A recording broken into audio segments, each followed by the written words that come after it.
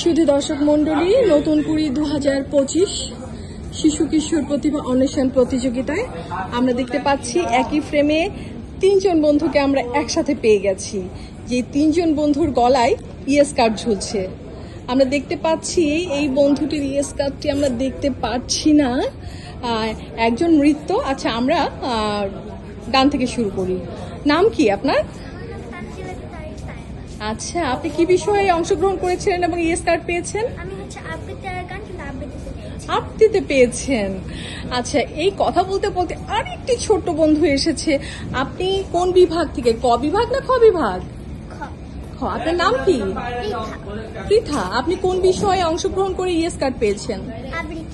আবৃত্তি। আচ্ছা, অনেক অনেক অভিনন্দন। আপনার কেমন লাগছে? আচ্ছা, অনেক অনেক ধন্যবাদ। দেখতে পাচ্ছি খুব হলুদ রঙে সাজিয়ে সজ্জিত কলসি কাখে ছোট সোনামণি। আপনি বোঝা যাচ্ছে যে আপনি নৃত্যে অংশগ্রহণ করে ইয়েস কার্ড পেয়েছেন। তো কোন বিষয়ের নৃত্য? সাধারণ নৃত্য। আচ্ছা, কেমন লাগলো ইয়েস কার্ড পেতে?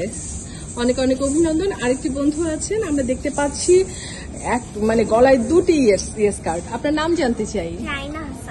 রাইনা হাসান। আপনি কোন কোন বিষয়ে ইয়েস কার্ড পেয়েছেন? আমি রবীন্দ্র ও নজরুল সঙ্গীত। রবীন্দ্র এবং নজরুল সঙ্গীত।